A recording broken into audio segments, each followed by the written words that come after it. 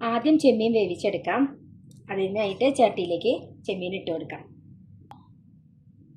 അല്പം മഞ്ഞൾപ്പൊടിയും ആവശ്യത്തിനുള്ള മുളക് പൊടിയും 1 സ്പൂണ് മല്ലിപ്പൊടിയും ചേർത്ത് കൊടുക്കുന്നുണ്ട്.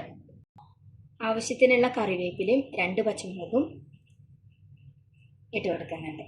ഒരു ചെറിയ കഷ്ണം ഇഞ്ചിയും ചേർത്ത് കൊടുത്തിട്ടുണ്ട്. ചെമ്മീൻ വേവാനുള്ള വെള്ളം കൂടി ചേർത്ത് നല്ലതുപോലെ വേവിച്ചെടുക്കാം. ആവശ്യത്തിനുള്ള ഉപ്പും ചേർത്ത് കൊടുക്കുന്നുണ്ട്.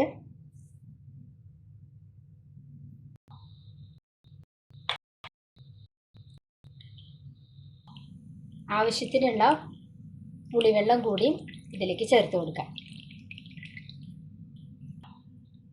വറുക്കാനുള്ള നാളികേരം ചേർത്ത് കൊടുത്ത് നല്ലപോലെ വറുത്തെടുക്കാം.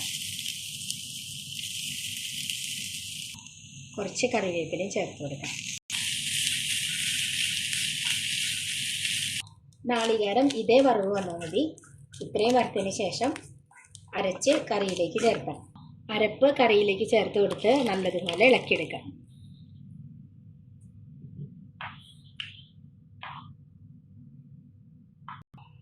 കറി കാച്ചിയെടുക്കാനായിട്ട് അല്പം വെളിച്ചെണ്ണയിൽ കുറച്ച് ചുവന്നുള്ളി കറിവേപ്പിലയും ഇട്ട് നല്ലപോലെ മൂപ്പിച്ചതിന് ശേഷം കറിയിലേക്ക് ഇട്ട് കൊടുക്കാം.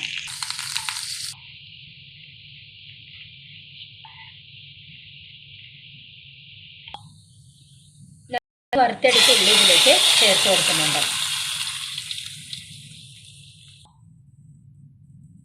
വറുത്തരച്ച ചെമ്മീൻ കറി തയ്യാറായിട്ടുണ്ട്.